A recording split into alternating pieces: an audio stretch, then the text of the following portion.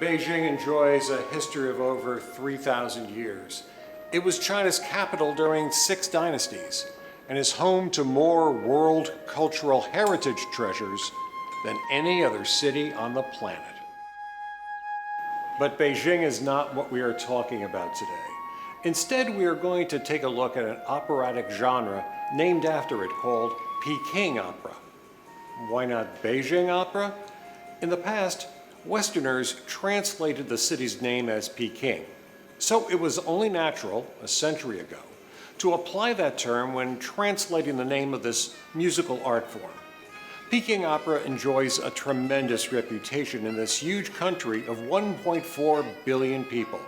It is known as the nation's opera. The history of Peking opera goes back more than a century. Still, that's relatively recent in this ancient country. With its large territory and multiple ethnicities, China has produced more than 360 forms of local opera. In other words, it would take nearly an entire year to watch all of them if you watched one a day. So what has made Peking opera stand out among all others?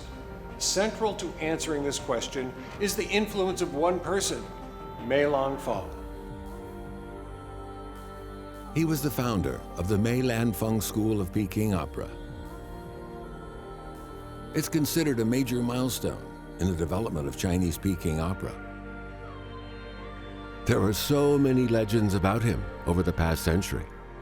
His story has been told again and again in films, literary works, and documentaries.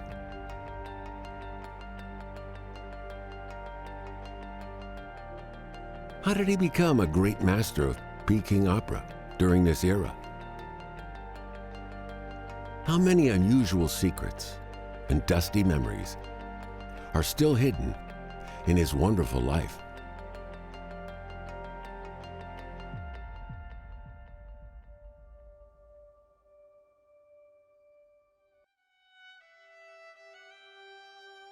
(1901) was a turbulent year in Chinese history. The emperor had fled from the Forbidden City, leaving the imperial palace as fragile and empty as a failing heart. The Qing Empire was in a precarious game with the outside world and had no bargaining chips. Outside the imperial city, in a small courtyard near Baishun Alley, a boy learning Chinese opera would soon undergo a storm in his life. The boy's name is Mei Lan. At the time, he was 7 years old. Since his family declined and couldn't afford a family tutor, he was sent to his relative's home to learn opera. However, after learning for 4 months, he couldn't even sing a complete part of opera because he was too playful. Infuriated, his relative sent him back. He thought this lazy boy with little talent would go nowhere in the future.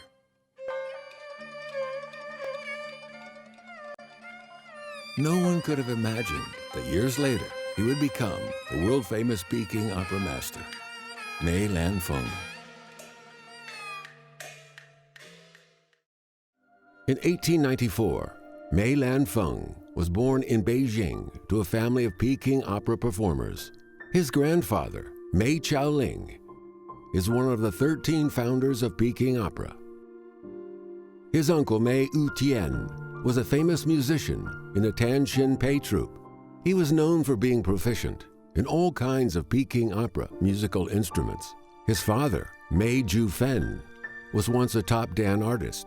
Unfortunately, he passed away in 1898 when Mei Lan was 4. Losing his father and being the only boy in the family, Mei Lan was seen as heir to the family trade. Mei Lan began to learn Peking opera at age 7. Unexpectedly, he had a rough start. He had only a few days of training before his teacher left in anger. Worse still, even his uncles believed Mei Lan had no gift for Peking opera. In their eyes, Mei Lan was not clever enough. He was ordinary looking, had stiff facial expressions, and was a little nearsighted. He looked a bit slow and dull. His aunt, Lady Qin, described Mei Lan as ineloquent and plain-looking. It's hard to imagine today how much of a disappointment young Mei Lanfang was, believing he had no talent in Peking opera. This brought the family into decline. The turning point of his life was marked by his encounter with a master. This is Wu Lingxian, a famous artist of Peking opera in the late Qing Dynasty. He was a friend to the Mei family because of Mei Lan's grandfather, Mei Ling. 梅巧玲，她四喜班的头嘛，他们家对人比较好。吴立先大概家里边有一个什么很大的困难，愁眉不解。后来知道他家里边出事了，需要钱。那个梅巧玲大概是很得体的，说是哎，林先啊，有个槟榔果啊，你接着啊，扔过去。揭开来一看，里边大概是一张银票，解决了他的燃眉之急。 At that time, troop members were often paid with fixed salaries. However, Mei Ling was generous and compassionate. He often provided special allowances and timely financial support to the members based on their family environment, economic situations, various circumstances, and needs. Decades later, Wu Lingxian was still grateful to Mei Ling for his kind help. In 1902, he officially took 8-year-old Mei Lan as an apprentice and became Mei Lan's artistic mentor in the true sense. Mei Lan's life entered a new phase, having such a good teacher at the beginning of his career. Since then, under guidance of Master Wu, Mei Lan gradually perfected the craft and embarked on a long journey of an artist's life. Fortunately, Wu Lingxian was against physical punishment to students. He knew that children were often restless and active. Whenever he found a student impatient with singing, he would stop the singing class and begin training of other basic skills like physical movements on stage. When the student is tired, he would resume the singing class. Many years later, Mei Lanfang recalled his apprenticeship life in his memoirs. Sometimes I was tired, and as I kept on humming, my eyelids were so heavy that I couldn't help but take a quick nap. He always gave me a nudge to wake me up and concentrate on my studies. He was such an open-minded teacher. If I was in another teacher's class, my hand would have been hit with a wooden ruler already.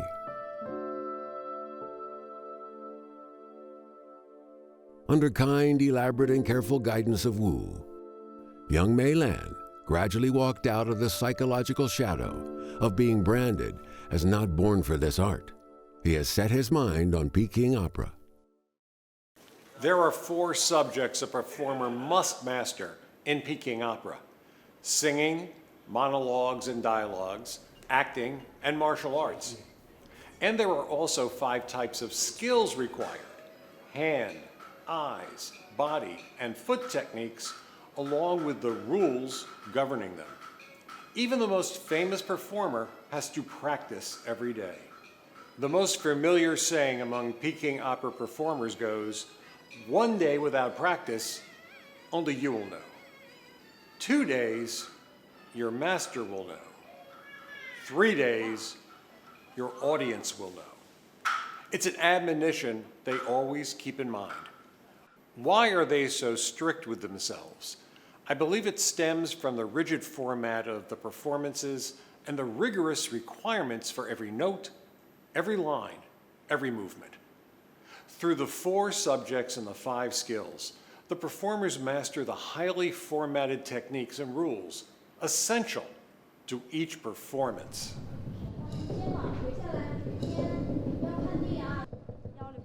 Today, in many traditional Chinese opera schools, Peking opera is a popular major. These children attend school between 11 to 12 years old and graduate after 6 years of professional training. While learning traditional Chinese opera was no longer as tough as in the old days, the length of schooling and the teaching method of combining singing and theoretical education together are legacies from the old-style Chinese opera schools that were around when Mei Lanfang was young. In 1907, Mei Lanfang entered the most famous Chinese opera troupe in Beijing, the Xi Liancheng Troupe, and officially began his professional career as an opera artist. 梅兰芳呢，这是笨鸟先飞，比人家花了加倍的力量来学，死学苦学。所以他练功比别人更苦，学习比别人更认真，基础就比别人更扎实。At that time, however, Mei Lanfang wasn't the only hard-working Peking opera student. How come his achievements went far beyond the reach of any others? Many years later, in his memoirs, Mei Lanfang revealed his secret to his success. When I was in the Xi Liancheng troupe, I went there every day before performances began and stayed until they were over. Except for my performance time, I sat backstage and watched every show. I was so obsessed with it that I wouldn't leave for 1 second. With time passing by, my acting skills improved by themselves. I felt more at ease on stage with every tune and movement. Either it's a happy scene or a sad one, and naturally they correlate to every beat. And what's harder to come by is during that time, Mei Lanfang watched performances of the best Peking opera performers of the time, such as Tan Shin-pei, Yang Xiaolo, Wang Yaoqing, Gong Yunpu, Huang Runfu, Jin Shoushan, and so on.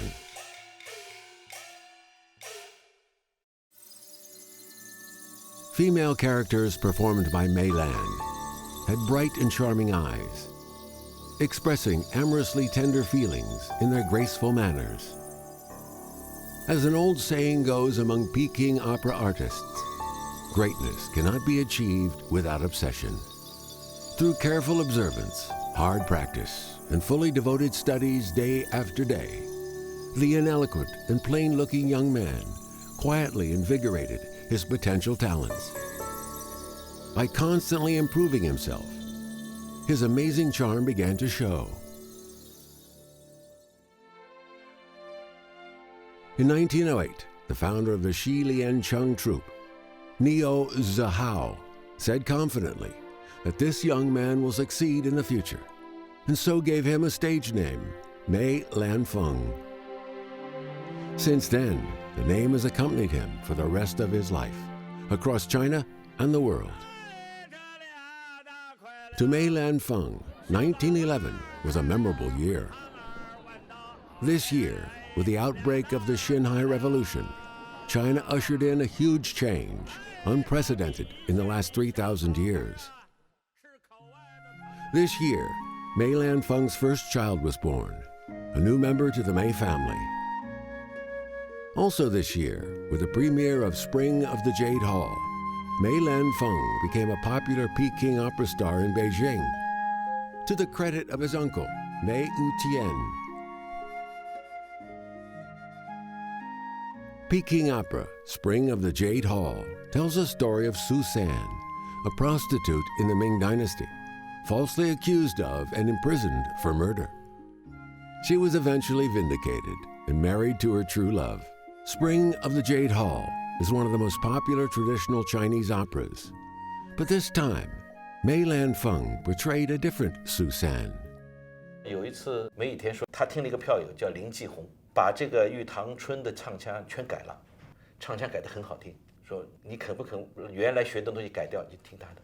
梅兰芳同意他伯父的建议，就按照林继红设计的一个票友设计的唱腔，去唱了这个《玉堂春》。After many years, that premiere remained fresh in Mei Lanfang's memories. He recalled, "I've just gone off stage when I heard thunderous applauses."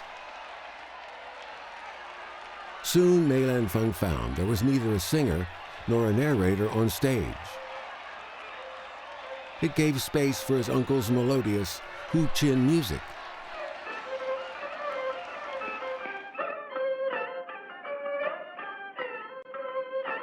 梅兰芳那个时候是他的伯父梅雨田给他操琴，伴奏呢是随着唱腔来的，唱腔改变了，伴奏一定是改变。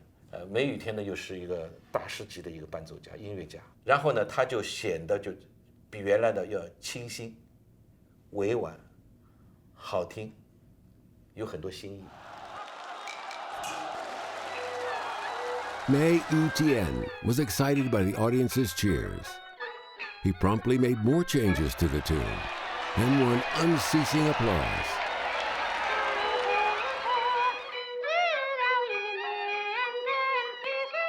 When I came on stage once again, the audience's emotions were already in high spirits.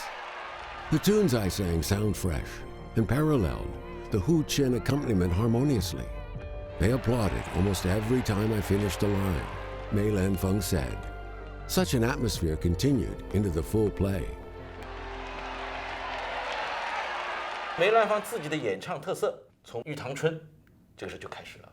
后来他自己凡是自己的腔，他自己就有自己的一种唱法，修改、前进、完善、美化。《玉堂春》的意义就在这儿。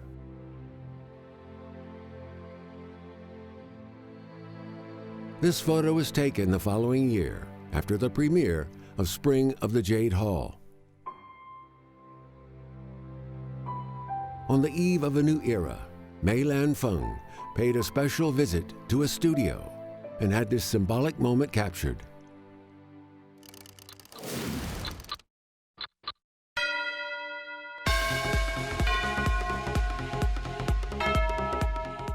Shanghai, one of the most international trading ports in modern China, is known as the fashion capital of the East.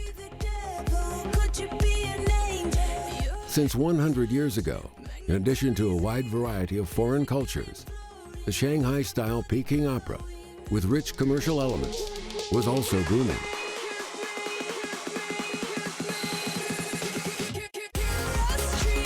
In the late Qing Dynasty, Tan Pei and other opera stars from the north made frequent performance tours to the south and gained much popularity there. Shanghai gradually became an important center of Peking opera, like Beijing. In October 1913, for the first time in his life, Mei Lanfang left Beijing for Shanghai with Wang Fengqing, an old male role performer. 他是作为王凤卿的配角过去的，也就按照京剧行里说，就要给王佩卿挎刀。当时王凤卿那个是大红啊，梅兰芳还是很嫩。王凤卿的包年那一期大概1个月多一点吧，他3800两银子，那时候梅兰芳是1800银元，就那个价钱。Mei Lanfang later recalled, he was offered only 1,400 silver taels at first, but Wang Fengqing pressed the organizers to increase his payment. Finally, they made a concession. This little episode made Mei Lanfang begin to feel the pressure of big Shanghai. A big surprise to the theater owner, this young Peking opera artist, with a good appearance and brilliant singing skills, was loved by audiences in Shanghai since his first debut in Colored Mansion Romance. The first 3 days of performance went surprisingly well. At this time, Wang Fengqing made a bold suggestion to the theater owner. He was willing to act as a support role to Mei Lanfang in Shanghai. As a routine, the best Peking opera shows are always saved to the end, in case the audiences leave too early, and to help raising audiences' anticipation. The grand finale is undoubtedly the most important show. Mei Lanfang realized that a real test was coming. 他认为再是抱着肚子唱可能不行了。就是说，怎么让上海观众喜欢，能把观众压住这个台。就在用了一个星期的时间，排出一出木刻寨，枪挑木天王，又打的。On November 16th, 1913, the audience in Shanghai's Dan Gray Theater witnessed the birth of another classic character in the history of Chinese opera. A year before, they had just honored Tan Pei as the king of opera performances. Now they are fascinated with the enchanting poise and charm of a young Dan performer, who was also skilled in playing roles of Qing verdant-robed girls, Hua Dan, young female roles, and Dao Ma Dan, female warrior roles. 上海人发疯了，这么一个就知道抱着肚子唱的人，居然还打了，居然又抢亲了，抢亲以后又闹事儿，把她老公公都拉下马来，那种很有故事性。他真正大红大紫就是从上海演出开始，那从上海回来以后，那他的影响就一发而不可收。40 years later, Mei Lanfang still clearly remembered the premiere of Mu Kuo-jai. On this day, he caught up with the pace of the time again. 他站在一个新旧文化一个交汇处，梅兰芳先生站这个点呢，站得非常准。因为在此之前，旦行的演员在京剧界的地位一直不如老生那么高，老生一直是挑着京剧的大梁。1913年的梅兰芳的上海演出，我们可以看成京剧史上从以生行为主到生旦并重的时期的一个转折点。Po Li Xin is an idiom I learned recently. It means out with the old and in with the new. The Chinese like using idioms because they are short but expressive. This particular idiom reflects an important turning point in the history of Peking opera. In the early 20th century, Western culture was gradually entering China and influencing younger people, especially after the May 4th movement in 1919. Peking opera could not separate itself from this revolutionary age. The only way it could survive was to rid itself of restrictions that went hand in hand with old plays and to meet the aesthetic expectations of younger audiences. As a young man, Mei Lanfang realized this and reworked Peking opera in terms of singing, acting, costumes, makeup, choreography, and stage effects. His comprehensive reforms helped Peking opera to reach a new peak of grace and beauty. In this photo are bankers, university professors, newspaper editors, playwrights, and theater critics. Many of them stood at the side of Mei Lanfang in the following decades, advising him and helping him to perfect his skills. Later, these super fans of Mei Lanfang were affectionately referred to as the Mei Party. 每党从各个不同的方面都对梅兰芳产生巨大的影响。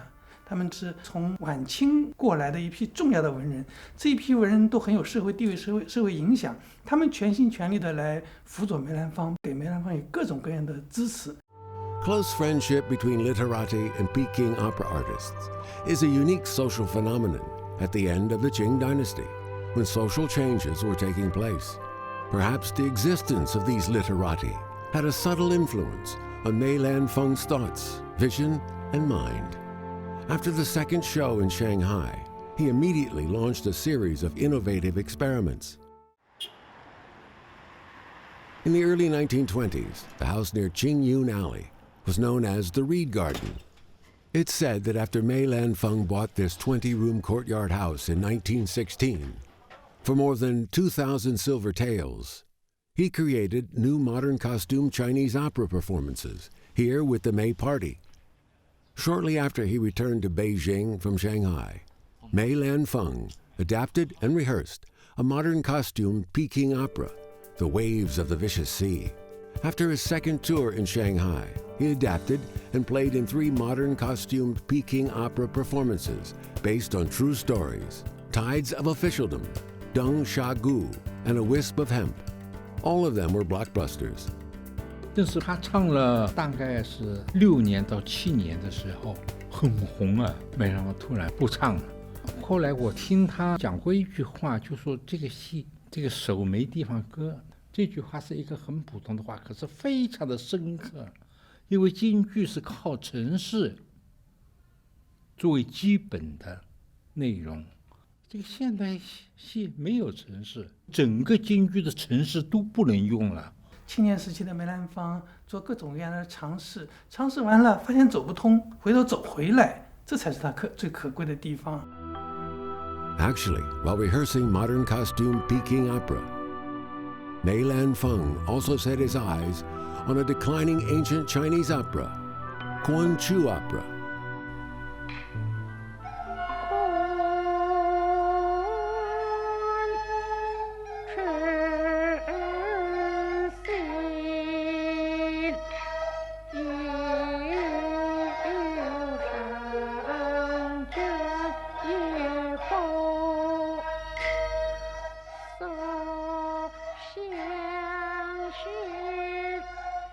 Mei Lanfang said, "I think the value of Guanchu opera is in how we introduce its beautiful physical movements into Peking opera."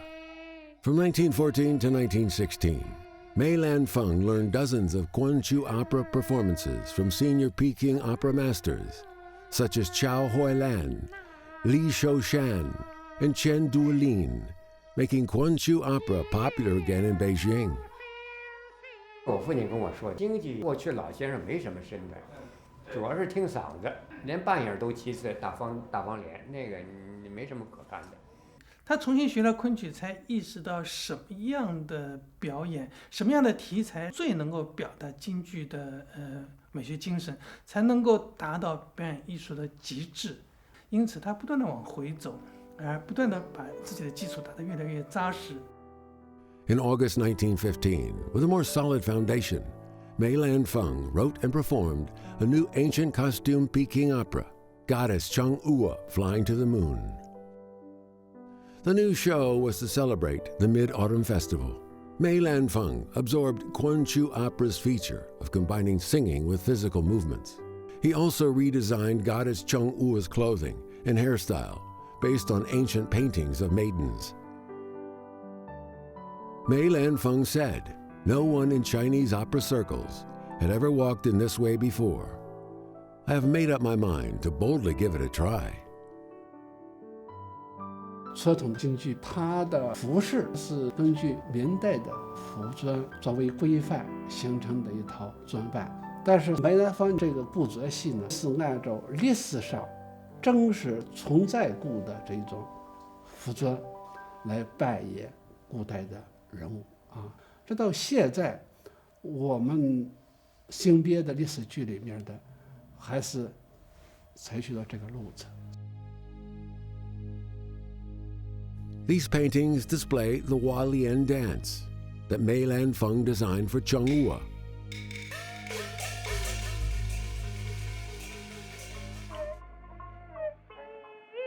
Goddess Chang'e, Flying to the Moon, premiered at the end of October that year in the Auspicious Theater in Beijing. Its beautiful singing style, novel costumes, and joyous dancing were a great success on stage.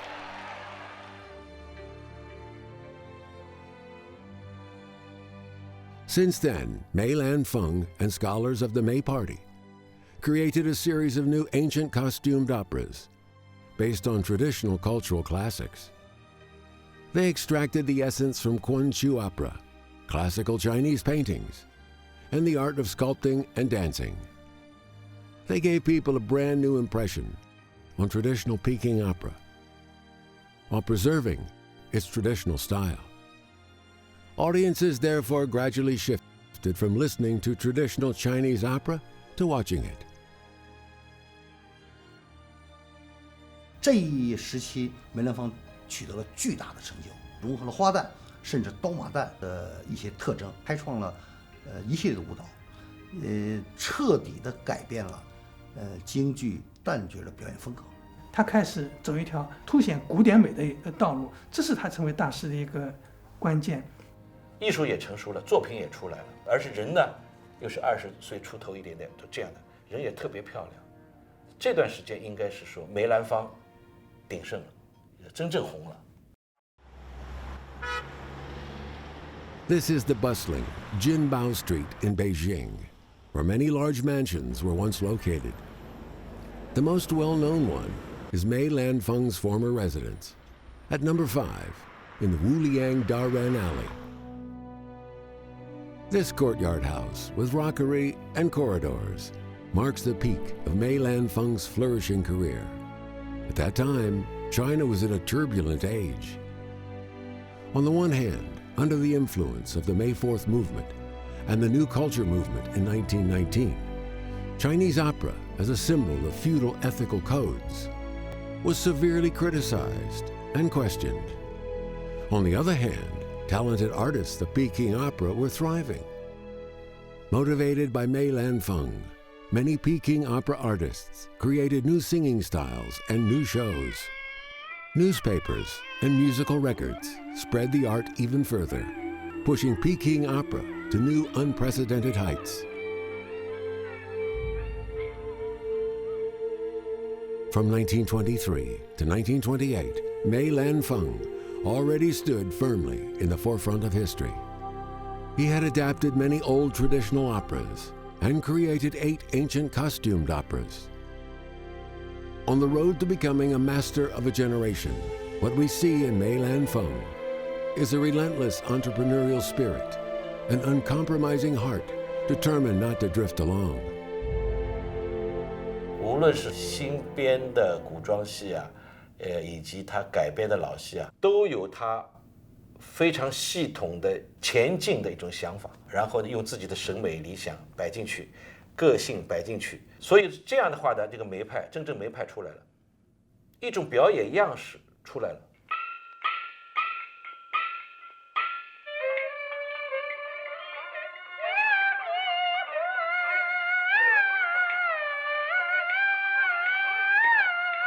Mei School, the earliest and most influential style of Dan performance in the history of Peking opera, is known for its mixture of smooth singing, narration, and elaborate dancing movements. Its sumptuous, elegant, and peaceful charisma elevated the art of Peking opera to a new level that suits both refined and popular tastes.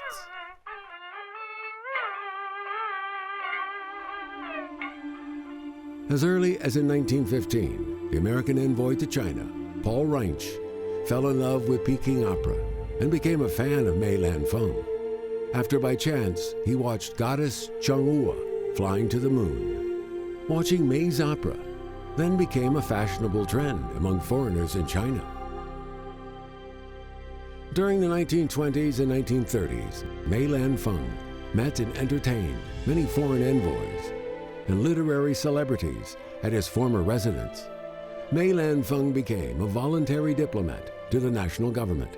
Based on incomplete statistics, during that period, Mei Lanfang hosted more than 80 banquets in his residence and received 6,000 to 7,000 visiting foreigners. 到30年的时候，北京的旅游口号是游长城、观梅剧，都要去梅府看一看。他们家那么多保姆，跟梅兰芳讲：“大爷，咱们家要给那些人吃穷了。”梅兰芳笑笑而已。 With such extensive social connections, Mei Lanfang felt it was about time to introduce Peking opera to the West. However, in the era when a gap was still blocking China from the West, it was destined to be an adventure. In the late spring of 1929, a middle-aged man walked hurriedly into the Bank of China headquarters on Hankou Road in Shanghai. His name is Alfred Saukazi, the national government's envoy to the United States. He came to visit Feng Gongguang, president of the Bank of China, to ask him to stop Mei Lanfang from visiting the United States. In letters from Feng Gongguang, addressed to Qi Rushan and others, he expressed concerns about Mei Lanfang's performance tour to the United States, which represented many public opinions back then. In addition, he was worried that it would undermine China's national prestige. Mei Lanfang was always humble and gentle, but this time he was very determined. He said, "I am going to the States, even at the cost of my entire fortune." In the bigger world of art, the master's concern is far beyond personal success or failure. A year earlier, the Chinese Institute in America, founded by John Stewart, John Dewey, Hu Shua, and other Chinese and American scholars, officially invited Mei Lanfang to perform in America. Mei Lanfang and his friends began to make meticulous preparations. 为了使美国人能够看懂梅兰芳的演出，陈如山就找了美术界的一些朋友，把梅兰芳演出的服饰、道具、乐器全部的画下来，大概画了2000多幅，而且配上了中文、英文、德文3种文字。尤其值得提的，梅兰芳先生啊，请了当时的北大教授这个刘廷华先生，把京剧曲谱第一次翻译成五线谱，是拿去一看就知道京剧的旋律究竟怎么样。Mei Lanfang managed to borrow and raise 100,000 yuan and was ready to set off from Shanghai when he received 2 urgent telegrams from the States. An economic crisis is going on. Please postpone your visit. And if you insist, please take enough money with you. In the face of a sudden change, Mei Lanfang showed absolute determination and courage. He tore up the telegrams and boarded the ship Empress of Canada on January 18, 1930, on schedule. Later, Mei Lanfang's wide social connections began to show surprising strength, soon making his visit a grand event of culture and arts exchange between China and the United States. American politicians, scholars, theatrical artists, and overseas Chinese organized various forms of receptions and tea parties for him. A founding council was set up, led by the wife of former President Woodrow Wilson, to promote and publicize the art of Mei Lanfang in America. February 16th, 1930, is a big day in the history of Chinese opera. On this day, Mei Lanfang made a debut of his first official performance in the 49th Street Theater on Broadway, New York City. To help the audience comprehend his shows, before his performance, Mei Lanfang invited Yong Su, an overseas Chinese student, to give a brief introduction of the show and styles of Peking opera performance in English.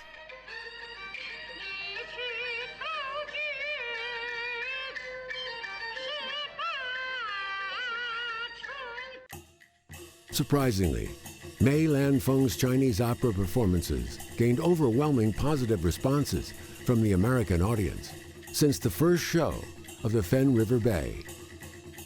During the 2-hour show, Mei Lanfang had to repeatedly answer curtain calls between acts.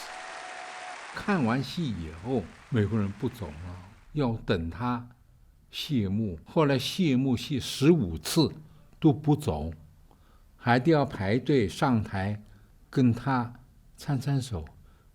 那是一双什么样的手？他们要看一看。那么排队排过的人重新再加入队伍又排，所以一直搞到4点多。It's said that the United States accepted Mei Lanfang and his performances as if overnight. This is a nearly perfect performance tour. To honor Mei Lanfang's outstanding artistic achievements, the Pomona College in LA and the University of Southern California awarded him honorary doctorate degrees in literature. 从未有一个中国的表演艺术家在美国受到那么多的欢迎。梅兰芳不仅是京剧艺术达到顶峰的一个标志性的人物，同时还要让世界分享这份伟大的艺术。我觉得这才是梅兰芳最伟大的地方。According to historians, there are 3 major forms of ancient theater, namely ancient Greek theater, Indian Sanskrit theater, and Chinese theater. Ancient Greek theater came into being in the 6th century BC and declined just over 200 years later. The origins of Indian Sanskrit theater are untraceable, since it has long been a cultural relic. Chinese theater is the youngest. It wasn't performed formally on stage until the 11th century, but it soon became the most popular of all genres of Chinese opera. That's because it absorbed the best aspects of other forms of artistic expression, including singing, dancing, martial arts, and other stage arts. This photo was taken in Shanghai on June 6, 1931. It recorded a Peking opera show starring 4 of the most well-known dance artists of the time. This year, Shanghai's Theater Monthly, organized a vote to select the best stand performer from Mei Lanfang, Sheng Xiaoyun, Cheng Yanchou, and Shun Hui Sheng. Mei Lanfang topped the list.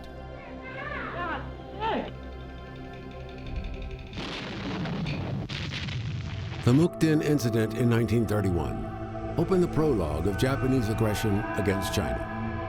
In the following year, Mei Lanfang and his family moved southward and settled in Shanghai.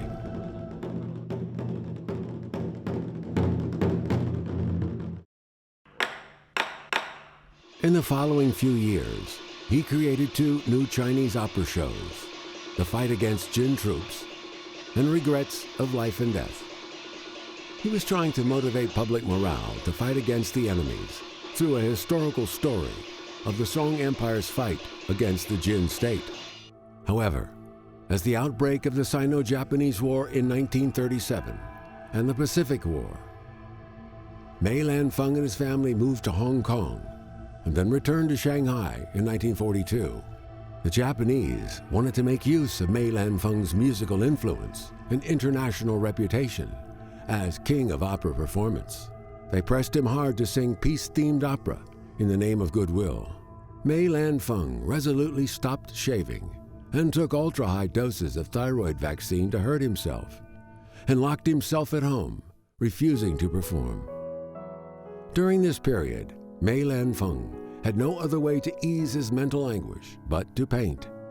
He learned to paint at the age of 20, and the art of painting had been inspiring his performance for the last few decades. Now that he was away from the stage, at one point, he even had to rely on holding painting exhibitions to maintain the livelihood of his family. The difficult days lasted until August 15, 1945, when the Japanese declared unconditional surrender to China.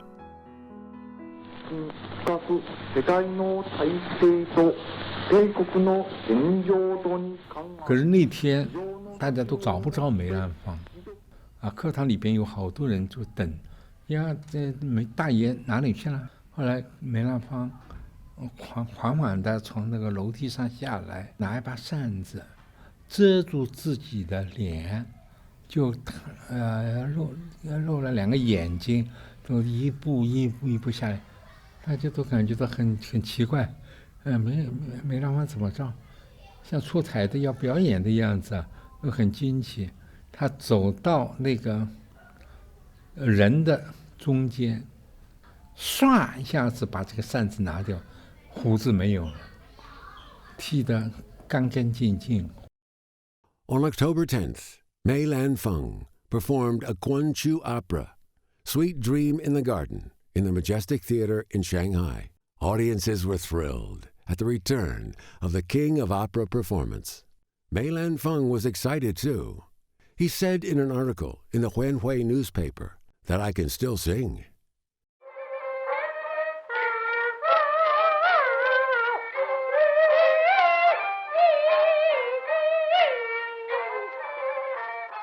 This is a Chinese opera film, Regrets of Life and Death, starring Mei Lanfang, in the second year of his return. It's the first color film in China. Although due to the film's age, the film's original color has faded. However, the master's elegant demeanor is still clearly seen.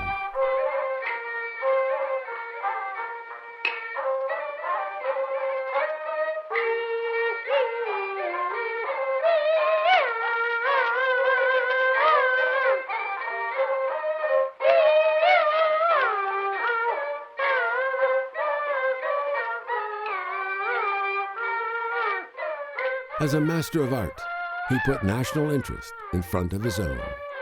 He showed great courage and integrity in the face of danger and intense pressures. His retirement and return demonstrated the Chinese spirit. Looking back on the days away from the stage, Mei Lanfang said, in the artistic career of an actor, especially at my age, 8 years of blankness is a huge loss that can never be compensated for. At this time, he found that his voice was not as good as it used to be. Yet seeing his peers still living in poverty after the war, he kept on with recovery training and performances. It's said that Mei Lanfang always prioritized art, brotherhood, and family above himself. He had hundreds of people to support, and he felt responsible for them. His integrity, sense of responsibility, chivalrous spirit, and pure mind in the world of art constitutes Mei Lanfang's personal charisma as a great opera master.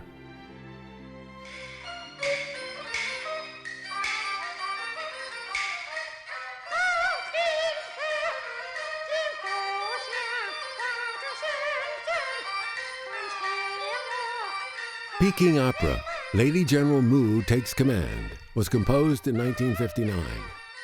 After watching famous Yu opera performer Ma Jinfeng playing Lady General Mu Takes Command, Mei Lanfang grew the idea of adapting it into a Peking opera show as a gift to China for its 10th anniversary. 我们都去看了，看了以后，梅兰芳就讲了一句话：我演了一辈子的穆桂英，都是年轻的，老的我都还没真演过，那么就来一个老的试试看吧。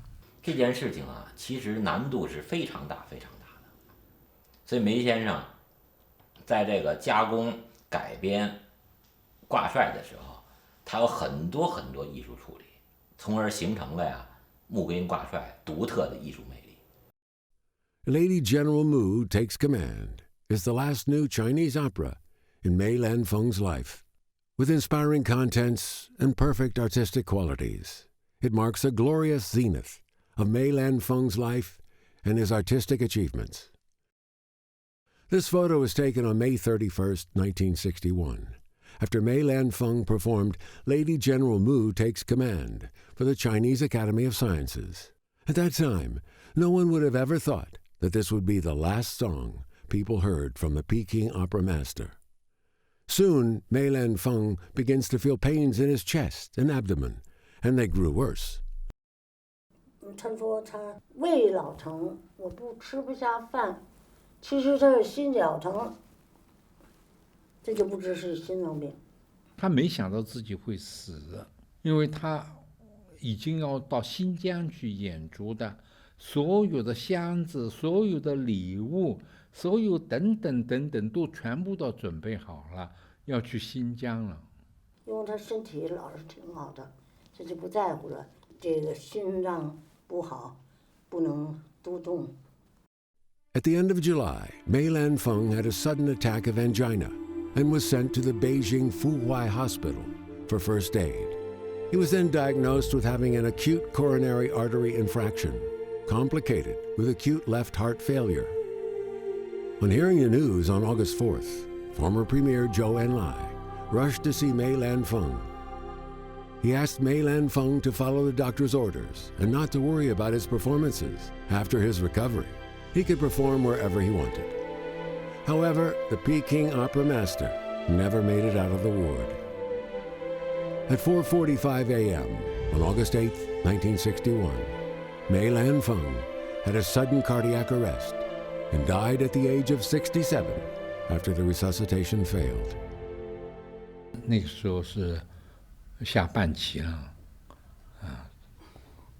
我们陈毅副总理来主持那个追悼会的。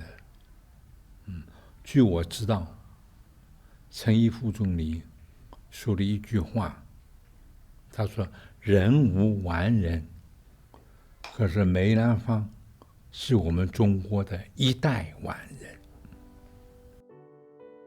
A perfect man of this generation is probably the highest evaluation a person can receive. In fact, Mei Lanfang made a summary of his life in his plain, sincere, but wise words to the young people as early as 1955. 热爱你的工作，老老实实地从事学习，努力艺术实践，不断地劳动，不断地锻炼，不断地创造，不断地虚心接受群众的意见，严格地进行。 Some people say Mei Lanfang was a creator of beauty on stage. Others claim he himself was the embodiment of beauty and a masterpiece made by God. To many, his name is a synonym for Peking opera. Today, Peking opera is performed all over the world. It's safe to say that wherever there are Chinese people, there's Peking opera. What's more, people of different nationalities and ethnicity have come to China in order to learn about and even perform Peking opera.